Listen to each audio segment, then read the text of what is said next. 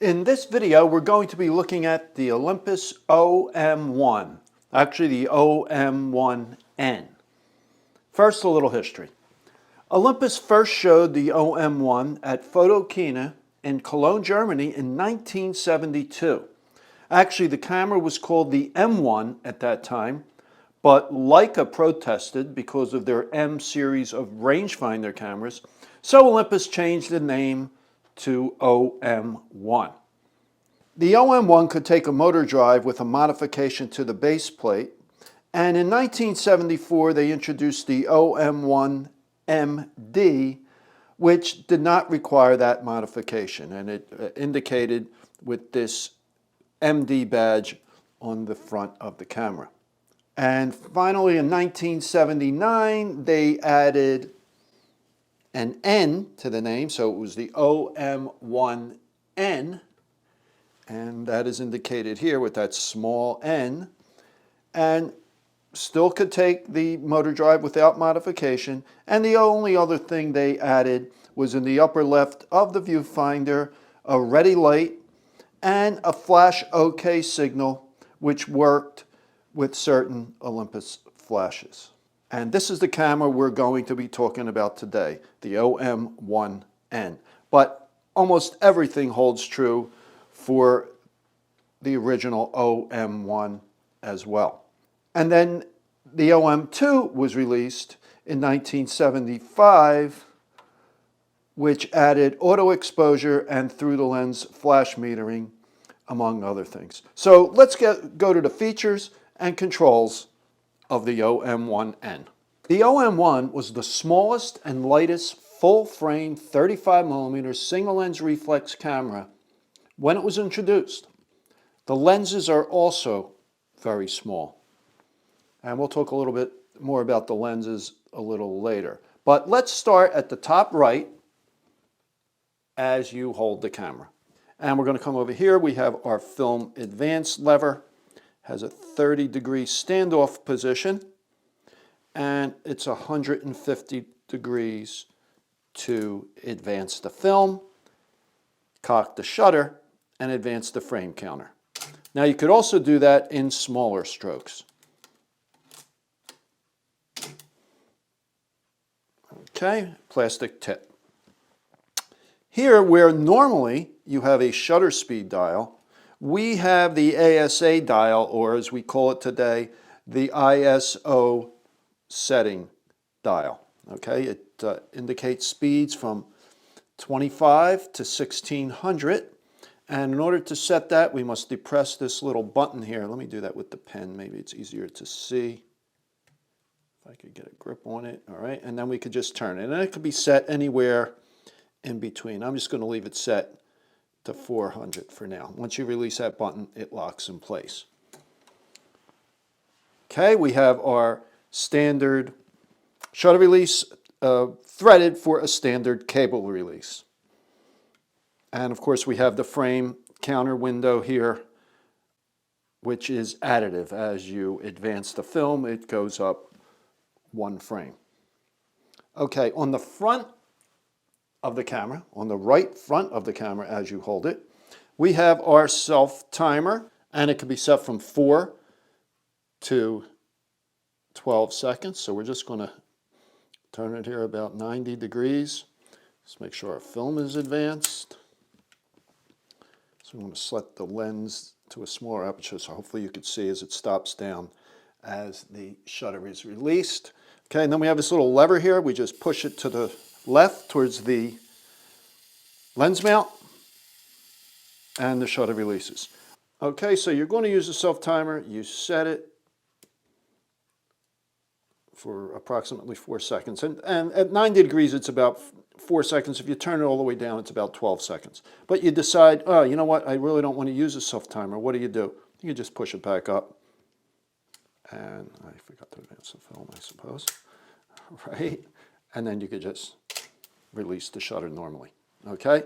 Also on the front, this is a little unusual. In fact, as far as I know, Olympus is the only camera that did it this way. This is for rewinding the film. Normally it's a button on the bottom of the camera in many cases. Here, it's just this little switch, and you just turn it to the R. Okay, so this center piece here becomes horizontal rather than vertical, and then you could rewind the film. It releases the internal sprocket, so it turns for release, so you could rewind the film. Now, you could also use that in conjunction with the rewind knob to make double exposures. I think it's very difficult. I wouldn't recommend using it, but what you need to do, you make your first exposure, okay? Then you're going to turn, now you want to make a second exposure, okay? So you turn this to the rewind position, and you must hold it there. You must keep pressure on it to hold it there. You must also hold the rewind knob so it doesn't turn, and then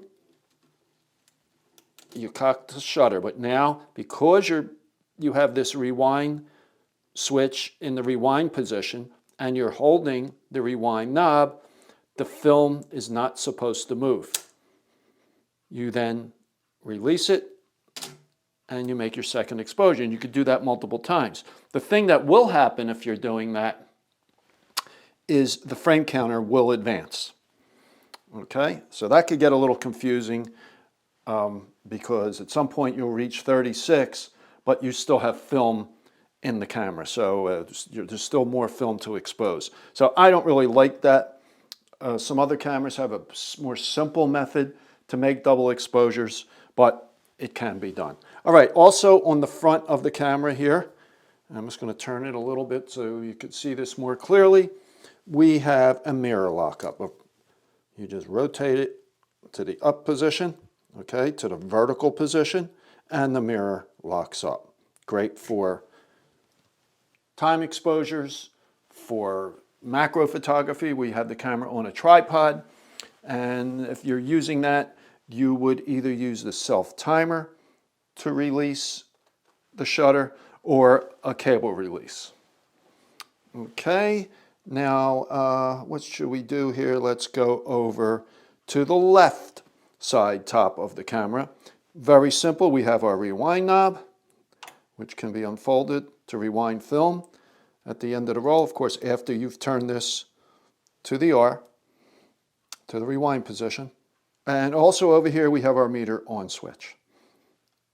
Turn that here to flip it on. Make sure you turn it off if you're not going to be using the camera. You don't want to drain the battery unnecessarily.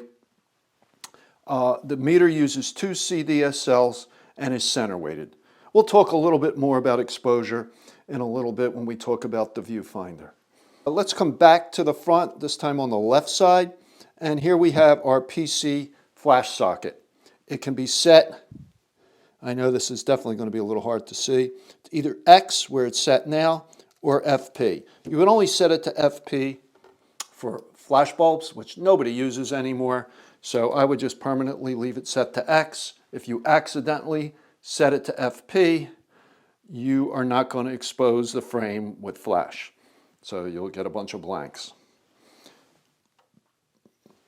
Okay, let's go to the front of the camera now, and then we'll come back to the viewfinder and I'll talk about the hot shoe. The shutter speed dial is around the lens mount, like the Nichromat. Okay, it has speeds from bulb, and with bulb, when you press the shutter release, the shutter opens. When you let go of the shutter release, the shutter closes. Use that for time exposures. And then you have time speeds from 1 all the way up to 1/1000th of a second. The speeds cannot be set between stops. So you can't set it between 60th and 1/125th of a second. Okay, that's important. Also, the flash sync speed for electronic flash is 1/60th of a second. One thing I think they should have did, they should have put that in red or some other color to indicate that that is the maximum flash sync speed. Okay, also around the front, we have the lens release button, and it's on the lens. This little button to the left, you just press it in, rotate the lens to remove. Okay, also on the lens itself is our depth of field preview button. Many cameras, these are on the camera body, but with Olympus it's on the lens. And I hope you could see this. I'm going to press it in. And the lens is stopping down. Right now I have the lens set to what? To f11. I hope you could see that, but it is stopping down the lens. Okay. Now these lenses are very small. This is a 50mm 1.8, but I just want to show you an example here. Let's just move this camera out for a second. Here is the Olympus 100mm f2.8. Okay, and here is Nikon's 105mm 2.5. So it's a little bit faster, but much larger, much heavier. Okay, now let's just get back to the camera body with the 51.8. They had a whole line of lenses from fisheye all the way up, I think, to 1000mm with zooms in between. I mean, a ton of lenses Olympus made. They're all very small and compact. Many of them, including this 51.8 and the 102.8 that I just showed you, take 49mm filters, like the Pentax Takumar lenses. The screw mount Pentax Takumar lenses also took 49mm filters. One other thing I want to mention, and the old Canon FL lenses had the aperture ring at the front, and so does Olympus. And I really like that. I think it's a little easier to get to, and I've always liked the Canon FL lenses for that reason, and also like the Olympus for that reason. Oh, and another thing while we're talking about lenses, the focus rings are rubberized, so they're easy to grip, they feel great. Now the lens focuses in the same direction as the Canon, Minolta, Leica, and other lenses. Okay?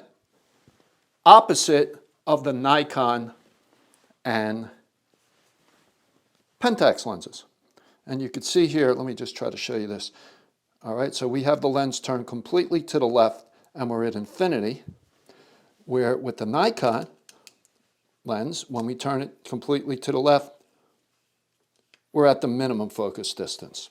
Okay, now as far as the aperture ring turns in the same direction as Nikon and Pentax. Okay, when we turn it all the way to the left, we're at the widest opening.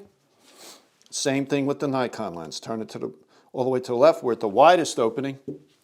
And that is the opposite of Canon, Minolta, Leica, and others. So if you're going back and forth between cameras, it can be a little confusing.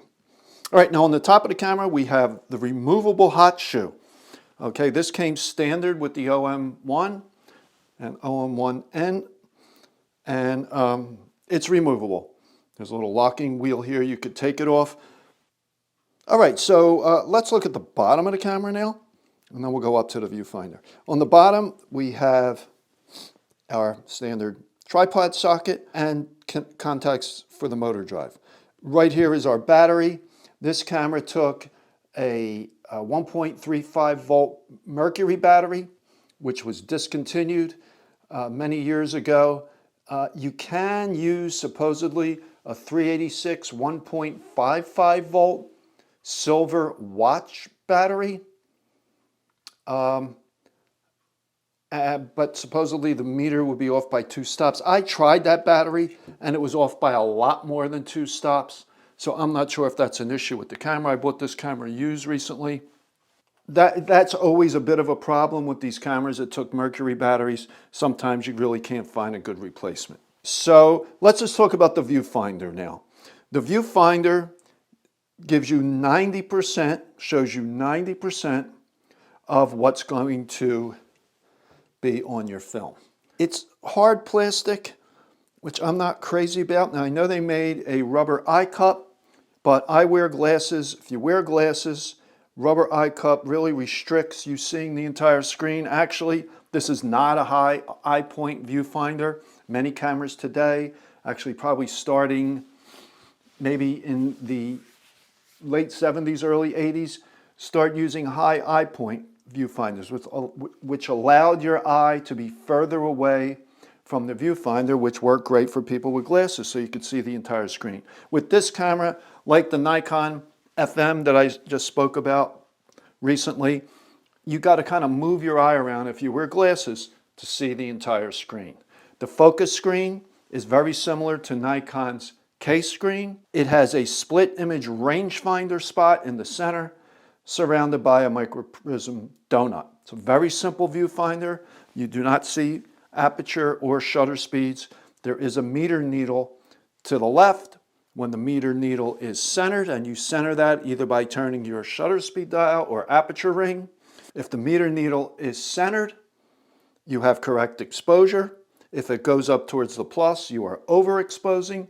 And if it drops down towards a minus, you are underexposing. This little chart here kind of indicates how much you may be under or overexposing. As I indicated earlier, in the upper left of the viewfinder, with certain Olympus flashes, you would have a flash ready light and a flash OK signal after the exposure was made. All right, let's open the back by pulling up on the rewind knob. Okay, and we have a rubberized cloth focal plane shutter. It is rated for up to 100,000 cycles. That's what it's tested at. You could get way more. All right, so I'm going to show you how to load the film now. Oh, one other thing. This camera also took a data back and a 250 exposure back. There's a little button here, I guess we'll call it, a little screw that's sticking out. You just push it down and you could easily remove the back. It works exactly like it does on certain Nikon models. Okay, so we put the back on, and I'm going to close it and just start, and I want to show you how to load film, but I want to close it for a reason. Okay, so before we load film, and this holds true for any 35mm camera, what I strongly suggest, especially if the camera's been sitting for a while, is just unfold the rewind crank and just turn it a little bit clockwise. If it turns very freely like this one is, fine, there's no film in the camera. But if you go to turn it and it's hard to turn, that means there's film in the camera. So stop, and if there's more exposures left, finish that roll and then take it out. So once we determine there's no film in the camera, now we're going to load the camera. In order to load the camera, you pull up on the rewind knob, and the back opens up. Okay, so we're going to take a roll of film. And before you put the film in, I suggest you set your ISO on the top of the camera, because sometimes once you load the camera, you may forget, maybe you had several different kinds of film nearby. So I always recommend you do that. So now we're going to drop it in. We're going to push down the rewind knob. We're going to bring some of the film over. And as you do this, do not press on the shutter curtains. Okay, you could damage them. Actually, cloth shutter curtains are less easily damaged than metal ones. All right, so now we're going to just, okay, we engage both the top, the sprocket holes engaged top and bottom. The sprocket holes on the film engaged with the sprocket in the camera. Now we're going to close the back. Okay, and this is a good roll of film, so I'm going to put the lens cap on. I just don't want no light hitting the film, and I'm going to go to a high shutter speed as well. Once that film is in, the back is closed, what I always suggest you do is unfold the rewind crank, especially if you're just learning how to load a 35mm camera. Okay, so now we make a blank, and notice that rewind knob, and crank. Okay, I'm going to make another blank. Now watch this knob and this crank. As I advance film, you see how it's turning? Okay, what that means is that the film was loaded properly, that it's coming out of the cassette and going over to the take-up spool. If it was not turning, that would mean that the film was not loaded properly, and what you would need to do is open the back and make sure you really push it in to the take-up spool. If you don't do that, and this is not turning, then you'll be taking all these pictures but never recording them on film, and you'll be very disappointed. So that's very important. Okay, so you make a couple blanks. Now you've taken all these great pictures. Now we're going to rewind the film. So on the Olympus here, we come and we turn this little switch to the R.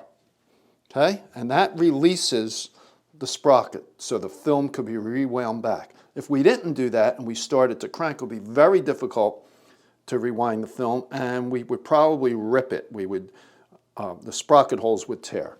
So now that we did that, we're now going to turn this, and I'm just going to turn it a little bit because I don't want to rewind this all the way in.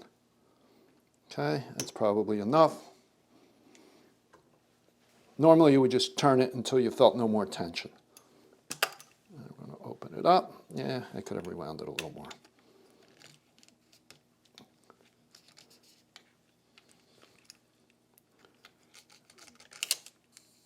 Okay, and now we could take the film out.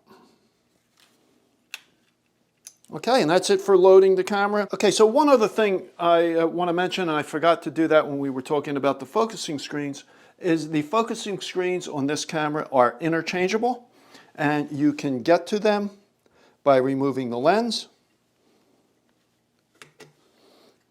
And there's a tool that they provide with the screens, and the screen, using that tool, the screen just drops down, you remove it, place the new screen in. There were approximately 14 screens that Olympus made for the OM series. Okay, I'm just going to remount the lens. If you have any questions concerning the Olympus, please leave your comment in the comments below, or you can email me your questions. So that's it for this video. I hope you enjoyed it. If you did, please give it a thumbs up and subscribe to my channel. I come out with a new video every Wednesday morning at 11 a.m. And in my next video, I think what I'll be doing is a comparison between two compact cameras, the Olympus OM1 that we talked about today, and the Nikon FM, which we talked about in my last video.